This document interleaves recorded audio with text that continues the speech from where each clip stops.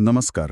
आज आपल्याकडे एक असा स्रोत आहे जो मला वाटतं केवळ भविष्यकथन करत नाही तर एका नेतृत्वाच्या जन्माची गोष्ट सांगतो. बरोबर. आपल्या समोर आहे सिंहरास PDF. हे एक विस्तृत विश्लेषण आहे जे खास करून 2026च्या मकर संक्रांतीचा सिंह राशीवर काय परिणाम होईल हे उलगडतं. आणि आपलं आजचं काम म्हणजे हे फक्त वाचणं नाहीये, तर या स्रोतात जी एक स्वतःच्या सामर्थ्याची ओळख होण्याची प्रक्रिया दडलेली आहे ती समजून घेणं आहे. आणि ही प्रक्रिया सुरू होते एका खूप शक्तिशाली प्रतिकात्मकतेने. अच्छा. स्रोताच्या सुरुवातीलाच त्यांनी म्हटलंय की 2026च्या संक्रांतीचा वाहन आहे वाघ आणि उपवाहन आहे घोडा. वाघ आणि घोडा. हो. आता हे शब्द थोडे तांत्रिक वाटू शकतात, पण याचा अर्थ खूप सोपा आणि खरं तर खूप रंजक आहे. बरोबर. कारण वाहन म्हणजे काय हेच मुळात अनेकांना माहीत नसेल. काय असतो नेमका अर्थ याचा? संक्रांतीचं वाहन म्हणजे सोप्या भाषेत सांगायचं तर त्या वर्षाच्या ऊर्जेचा मुख्य स्रोत किंवा तिची दिशा ठरवणारी शक्ती. ओके. वाघ वाहन आहे. याचा अर्थ या पूर्ण वर्षाची ऊर्जा ही धाडसी, आक्रमक आणि एकदम निर्भय असणार आहे. वाव. आणि त्याला जोड मिळाली आहे घोड्याच्या उपवाहनाची. घोडा म्हणजे गती, विस्तार, महत्वाकांक्षा. म्हणजे शक्ती आणि गती. अगदी. म्हणजे एकाच वेळी शक्ती आणि ती शक्ती योग्य दिशेने वेगाने वापरण्याची क्षमता, असा हा दुहेरी योग आहे. भारीच आहे. पण याचा सिंहराशीशी थेट संबंध कसा लागतो? इथेच तर खरी गंमत आहे. बघा, सिंह राशीचा स्वामी आहे सूर्य. हो. स्वतः तेज, अधिकार आणि आत्मविश्वासाचा राजा. बरोबर. आणि हा सूर्य प्रवेश करतोय शनीच्या मकर राशीत. आता हे मिश्रण मोठं विलक्षण आहे. हे कसं आहे, जसं एखाद्या अत्यंत तेजस्वी, स्वतःच्या मर्जीने चालणाऱ्या कलाकाराला म्हणजे सूर्याला एका शिस्तप्रिय, कठोर आणि नियमबद्ध कॉर्पोरेट जगात म्हणजे मकर राशीत काम करायला सांगितले. अच्छा. म्हणजे सुरुवातीला एक प्रकारचा संघर्ष किंवा दबाव जाणवू शकतो. हो ना. एका बाजूला स्वतःचा नैसर्गिक स्वभाव आणि दुसऱ्या बाजूला परिस्थितीची मागणी. अगदी बरोबर. पण स्रोतानुसार याच संघर्षातून एक अभूतपूर्व नेतृत्व गुण तयार होतो. ते कसं? सूर्याची नैसर्गिक प्रतिभा आणि मकर राशीची शिस्त, कष्ट करण्याची तयारी, दूरदृष्टी यांचा जेव्हा मिलाप होतो तेव्हा केवळ स्वप्न पाहणारा नाही तर स्वप्न सत्यात उतरवणारा नेता तयार होतो. वा. म्हणूनच स्रोतातलं ते पहिलं वाक्य या संपूर्ण चर्चेचा पाया आहे. कोणतं? ही केवळ संधी नाही तर स्वतःचं सामर्थ्य सिद्ध करण्याची, जगात स्वतःचं स्थान प्रस्थापित करण्याची आणि इतिहासावर आपलं नाव कोरण्याची ही एक निर्णायक वेळ आहे. म्हणजे ही सुरुवात आतून होणार, व्यक्तिमत्वापासून. हो. स्रोतानुसार या काळात आत्मविश्वास कमालीचा वाढेल आणि बोलण्या वागण्यात एक प्रकारचा अधिकार येईल. पण हा बदल नेमका कसा घडेल? स्रोतामध्ये या मागची मानसिक प्रक्रिया खूप सुंदरपणे मांडली आहे. होतं काय की आपल्या मनात सतत एक भावनिक गोंधळ असतो. हो, हे करू की ते, लोक काय म्हणतील, बरोबर, जमणार की नाही. पण या काळात स्रोतानुसार मनातली उद्दिष्ट इतकी स्पष्ट होतील की हा गोंधळ आपोआप मागे पडेल. अच्छा. तणावापेक्षा ध्येय जास्त महत्वाचं वाटू लागेल. मी हे करणारच ही भावना इतकी प्रबळ होईल की बाकीच्या शंका कुशंकांना जागाच उरणार नाही. म्हणजे हा आत्मविश्वास असा पोकळ नसेल, तो पूर्णपणे ध्येय केंद्रित असेल. तंतोतंत. अगदी बरोबर. आणि म्हणूनच स्रोतात वापरलेली ती उपमा मला खूप आवडली. कोणती उपमा? सिंहासाठी ही संक्रांत म्हणजे आतल्या राजाला सिंहासनावर बसवण्याचा काळ. वा. आतल्या राजाला सिंहासनावर बसवणं. हो. आणि हा राजा बाहेरून कोणी आणून बसवत नाहीये, तो आतूनच जागा होतोय. आणि हा आत्मविश्वास जेव्हा आतून येतो तेव्हा तो पराक्रमात बदलतो. अगदी. आणि येथेच त्या वाघ या वाहनाची भूमिका सुरू होते. अच्छा. म्हणजे हा आत्मविश्वास फक्त बैठकांमध्ये किंवा प्रेझेंटेशन्समध्ये नाही तर प्रत्यक्ष संघर्षाच्या वेळी दिसणार. बरोबर. स्रोतात म्हणलंय की स्पर्धा, विरोध किंवा दबाव या परिस्थितीत व्यक्ती मागे हटणार नाही, उलट अधिक ताकदीने समोर येईल. हो. आणि हा पराक्रम फक्त ऑफिस किंवा व्यवसायापुरता मर्यादित नाही. गंमत म्हणजे हीच ऊर्जा कौटुंबिक संबंधांमध्येही एक मोठा बदल घडवते. कौटुंबिक संबंधात कसा? खास करून भावंडांसोबतच्या नात्यात. अनेकदा कुटुंबात आपल्या मताला किंमत मिळत नाही किंवा आपले निर्णय कोणी गांभीर्याने घेत नाही, अशी एक खंत असते. पण स्रोतानुसार या काळात तुमचा शब्द निर्णायक ठरू शकतो. भावंडांकडून सहकार्य तर मिळेलच, पण एखाद्या मोठ्या कौटुंबिक निर्णयात तुमचं नेतृत्व ते सर्वानुमते स्वीकारलं जाईल. ही खूप मोठी गोष्ट आहे नाही का? हो, खरंच. म्हणजे कामाच्या ठिकाणी जो स्टेटस वाढतोय तीच ऊर्जा कौटुंबिक निर्णयांमध्ये सुद्धा आपलं वजन वाढवते. हा केवळ पदाचा नाही तर व्यक्तिमत्वाचाच विस्तार आहे. बरोबर. मग आता येऊया सगळ्यांच्या आवडत्या विषयाकडे, पैसा आणि प्रमोशन. नोकरीवाल्यांसाठी काय खुशखबर आहे या पत्रकात? खुशखबर आहे, पण ती एका जबाबदारीच्या आवरणाखाली लपलेली आहे. अच्छा. स्रोतानुसार ही फक्त पगारवाढ किंवा छोटंसं प्रमोशन नाहीये. मग काय आहे? हे थेट अधिकारवृद्धीचे योग आहेत. म्हणजे तुमच्या हातात एक नवीन टीम येऊ शकते, नवीन प्रोजेक्ट किंवा एखादं महत्वाचं डिपार्टमेंट येऊ शकतं. बापरे. हा बदल केवळ पदातला नसेल तर तो तुमचा स्टेटस वाढवणारा असेल. तुमची ओळख एक कर्मचारी अशी न राहता एक अधिकारी किंवा एक लीडर अशी होईल. आणि यासाठी काही विशिष्ट क्षेत्र जास्त अनुकूल आहेत का, असं काही म्हटलंय? हो, स्रोतामध्ये स्पष्ट उल्लेख आहे. नेतृत्व, प्रशासन, मॅनेजमेंट, सरकारी नोकरी किंवा कॉर्पोरेट जगतात उच्च पदावर काम करणाऱ्यांसाठी ही अक्षरशः सुवर्ण संधी आहे.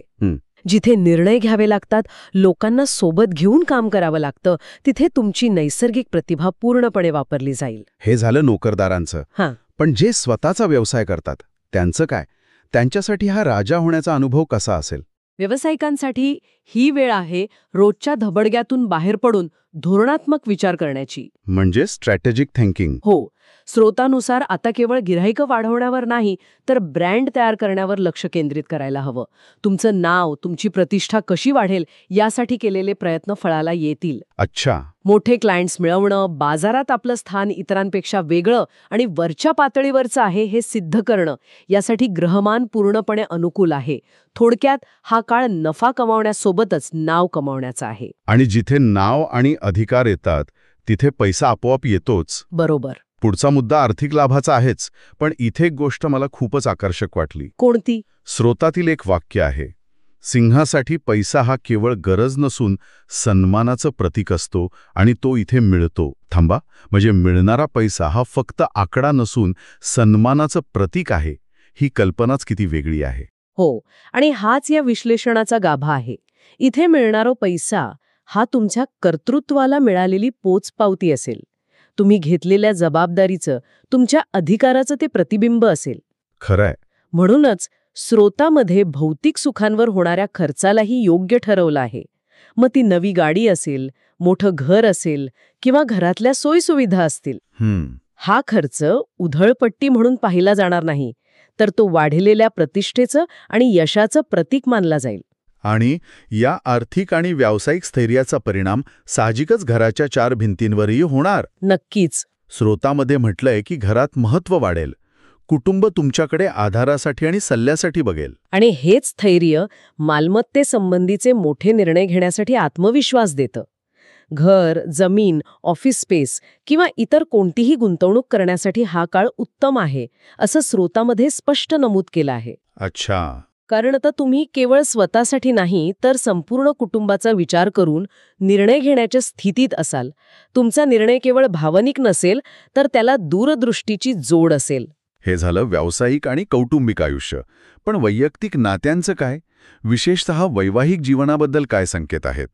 कारण अधिकार आणि आत्मविश्वास वाढल्यावर नात्यांमध्ये अहंकार आडवा नेण्याची शक्यता असते. तुम्ही अगदी अचूक मुद्दा पकडलाय आणि स्रोतांनीही ही धोक्याची सूचना दिली आहे. दिली आहे का? हो.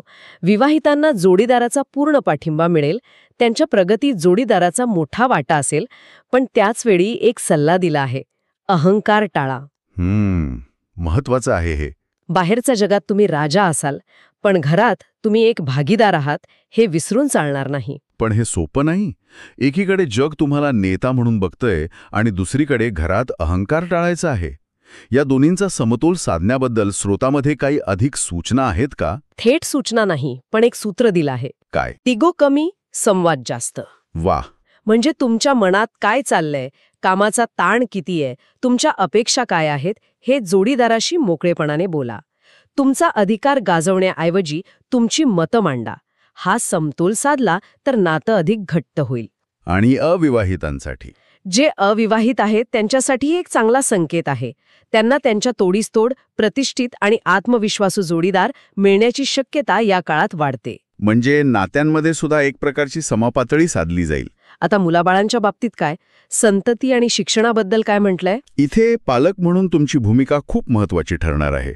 स्रोतानुसार मुलांकडून काहीतरी अभिमानास्पद घडेल. अच्छा. मग ते शिक्षणात असेल किंवा इतर कोणत्या क्षेत्रात. आणि त्यांच्या या यशात तुमचं मार्गदर्शन आणि पाठिंबा निर्णायक ठरेल. तुम्ही त्यांच्यासाठी केवळ पालक नाही तर एक आदर्श बनाल. आणि जे स्वतः शिकत आहेत, जे विद्यार्थी आहेत, त्यांचं काय? त्यांच्यासाठी त्याला काळ एकाग्रता आणि आत्मविश्वास वाढवणार आहे. विशेषतः उच्च शिक्षणासाठी काही क्षेत्र स्रोतामध्ये ठळकपणे सांगितली आहेत. उदाहरणार्थ जसं की प्रशासन म्हणजे UPSC MPSC, management MBA, engineering, कायदा, राजकारण किंवा वैद्यकीय क्षेत्र. या क्षेत्रांमध्ये यशस्वी होण्यासाठी जी मानसिक ताकद आणि चिकाटी लागते ती या काळात नैसर्गिकरित्या वाढीस लागेल. इतकं सगळं घडत असताना शरीराची ऊर्जा टिकून ठेवण्याबद्दल काही सांगितलंय का?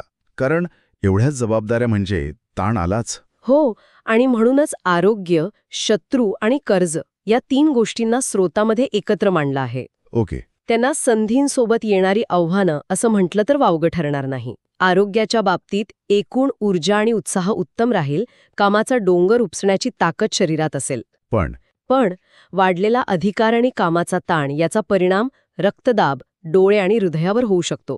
त्यामुळे याकडे विशेष लक्ष देण्याचा सल्ला आहे.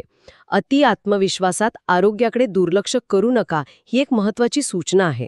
आणि शत्रू व कर्जाचं काय? ही एक दिलासादायक गोष्ट आहे. स्रोतानुसार तुमचा दरारा आणि वाढलेली प्रतिष्ठा यामुळे शत्रू किंवा विरोधक स्वतःहून शांत बसतील. अच्छा. ते तुमच्या वाटेला जाण्याचं धाडस करणार नाहीत. आणि कर्जाच्या बाबतीत वाढलेल्या उत्पन्नामुळे कर्ज फेडण्याची किंवा ते नियंत्रणात आणण्याची ही सर्वोत्तम संधी असेल. आर्थिक शिस्त लावण्यासाठी हा काळ अतिशय अनुकूल आहे. म्हणजे आव्हानं आहेत, पण त्यावर मात करण्याची शक्ती आणि संधी सुद्धा आहे. अगदी. आता या सगळ्याचा परिणाम व्यक्तीच्या सामाजिक जीवनावर कसा होईल? मित्रपरिवार, ओळख? हे खूप स्वाभाविक आहे. जेव्हा तुमची व्यावसायिक आणि आर्थिक प्रगती होते तेव्हा तुमचं सामाजिक वर्तुळही बदलतं, ते अधिक विस्तारतं. बरोबर. स्रोतानुसार या काळात तुमचा संपर्क समाजातल्या मोठ्या, प्रभावी आणि उच्च पदावरील लोकांची येईल. तुम्हाला एखादा मान सन्मान, पुरस्कार किंवा सार्वजनिक पद मिळण्याचीही दाट शक्यता आहे. लोक तुमच्याकडे सल्ल्यासाठी, मार्गदर्शनासाठी येतील. नाही, तर ही एक जबाबदारी आहे जी समाज तुमच्यावर टाकेल. हीच तुमच्या आतल्या राजाच्या राज्याभिषेकाची खरी पोचपावते असेल. पण या सगळ्या प्रवासात भाग्याची साथ कितपत मिळेल? कारण कष्ट आणि आत्मविश्वासाला नशिबाची जोड मिळाली तरच सोनं होतं. इथे स्रोताने भाग्याची संकल्पना खूपच वेगळ्या आणि प्रौढ पद्धतीने मांडली आहे. म्हणजे भाग्य आंधळेपणाने साथ देणार नाही, ते तुमच्या कष्टांना साथ देईल. विशेषतः तुम्ही भूतकाळात केलेल्या दीर्घकालीन प्रयत्नांना. अच्छा, म्हणजे आधी केलेल्या मेहनतीचं फळ? हो. जर तुम्ही आधी मेहनत करून जमीन तयार ठेवली असेल तर आता भाग्य त्या जमिनीत भरघोस पीक देईल. प्रवासाचे योगही आहेत, पण तेही मौजमजेसाठीचे नसून कामानिमित्त, अधिकारामुळे किंवा एखादा सन्मान स्वीकारण्यासाठीचे असतील. म्हणूनच स्रोत्याने म्हटलंय की ही वेळ मोठी स्वप्न पाहण्याची आणि ती साकार करण्याची आहे. कारण कष्ट, आत्मविश्वास आणि योग्य वेळी मिळणारी भाग्याची साथ या तिन्हींचा त्रिवेणी संगम आहे. म्हणजे या सगळ्या चर्चेला आपण एकत्र बांधलं तर स्रोत्यानुसार काही प्रमुख फळं मिळताना दिसतात. अधिकार योग, कीर्ती योग, नोकरी व्यवसायात मोठी वाढ, प्रॉपर्टीचे योग आणि समाजात उच्च प्रतिष्ठा. हो. हे सगळे मिळून एका शक्तिशाली व्यक्तिमत्वाला जन्म देतं. हो. आणि या संपूर्ण विश्लेषणाचं सार, त्याचा अंतिम निष्कर्ष स्रोत्याने एकाच वाक्यात दिलाय, जो खूप विचार करायला लावणारा आहे. काय आहे तो? जिथे जबाबदारी आहे तिथेच राज्य आहे. वा. जिथे जबाबदारी आहे तिथेच राज्य आहे. याचा अर्थ खूप खोल आहे. ही संक्रांत तुम्हाला केवळ पद, पैसा किंवा अधिकार देत नाहीये. ती तुम्हाला सांगतीये की खरं राज्य जबाबदारी स्वीकारण्यात आहे, नेतृत्व करण्यात आहे, आपली जागा ठामपणे घेण्यात आणि समाजावर आपली सकारात्मक छाप सोडण्यात आहे. ही केवळ भौतिक प्रगतीची गोष्ट नाही, हा व्यक्तिमत्व विकासाचा एक सर्वोच्च टप्पा आहे. खरंच आजच्या या चर्चेतून हे अगदी स्पष्ट झालं की 2026ची मकर संक्रांत सिंह राशीसाठी केवळ एक वार्षिक घटना नाही, तर तो एका मोठ्या परिवर्तनाचा काळ आहे. अगदी. आतल्या सुप्त राजाला जाग करून त्याला सिंहासनावर बसवण्याची ही एक निर्णायक संधी आहे. आणि जाता जाता स्रोतातील ते शेवटचं वाक्य, ज्याला आपण या चर्चेचं आधुनिक बोधवाक्य म्हणू शकतो, ते सांगते. सांगा. ते वाक्य आहे, तुम्ही जन्मतः नेता आहात. आता ते सिद्ध करण्याची वेळ आहे. वाह! हे केवळ भविष्यकथन नाही, हे तर एक आवाहन आहे.